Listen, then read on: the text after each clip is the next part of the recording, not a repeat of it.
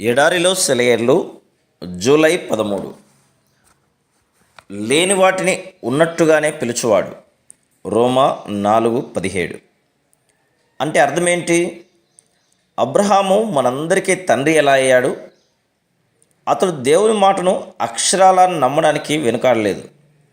అంత వృద్ధాప్యంలో తాను తండ్రి కావడం అన్నది అసాధ్యమే. మరి అది అసంభవమే. కానీ పిల్లవాడు పుట్టకమునుపే దేవుడు అతన్ని అనేక జనాంగాలకు తండ్రి అని పిలిచాడు.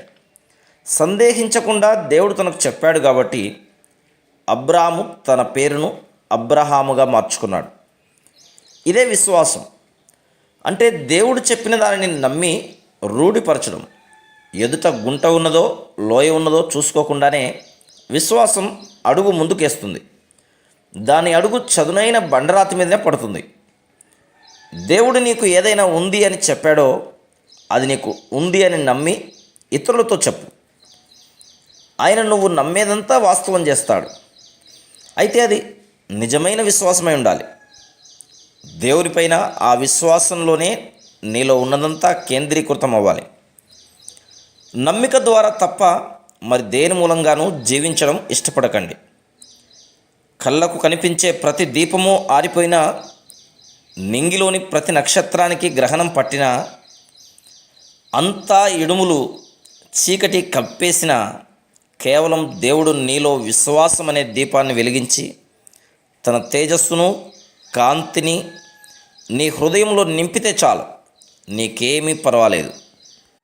నువ్వు వాలిన అపనమ్మకం కొమ్మ నుండి దూకేయాలి. ఇహలోకపు క్షేమాలనే గూడును వదిలి బయటికి రావాలి. విశ్వాసం అనే రెక్కలు విదిల్చి ఎగరాలి.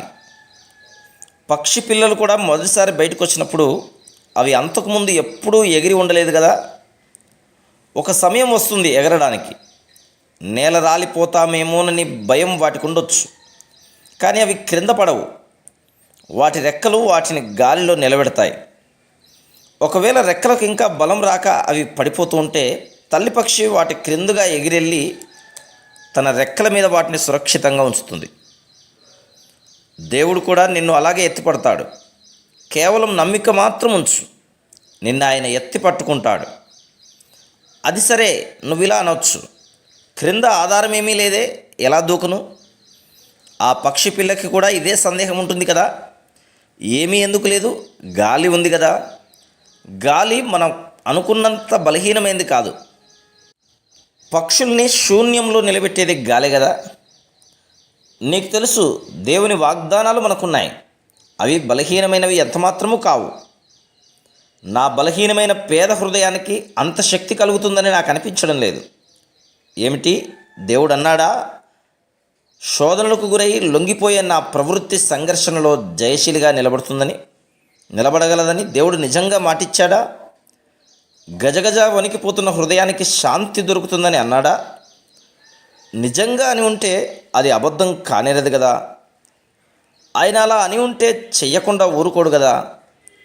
నిశ్చయమైన ఒక వాగ్దానం నీకు దొరికితే దాన్ని అక్షరాలా నమ్ము. ఉన్నది ఉన్నట్టుగా నెరవేరుతుందని రూఢిపరుచుకో. ఈ ప్రమాణ వాక్యం నీ పక్షాన ఉంది. వాక్యమే కాదు, ఆ వాక్యాన్ని పలికిన దేవుడే నీకున్నాడు. నిజంగా చెబుతున్నాను, ఆయన్ని నమ్ము. Praise the lord.